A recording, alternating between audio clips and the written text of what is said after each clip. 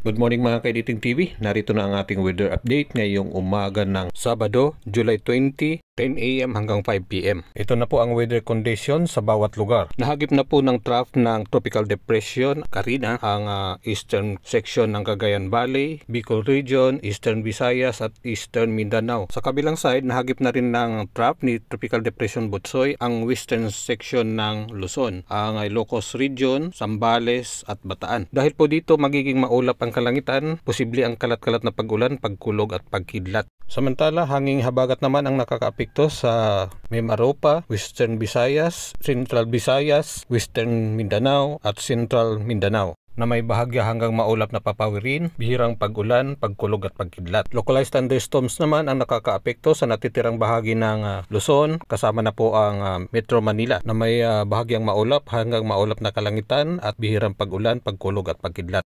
Pakishare.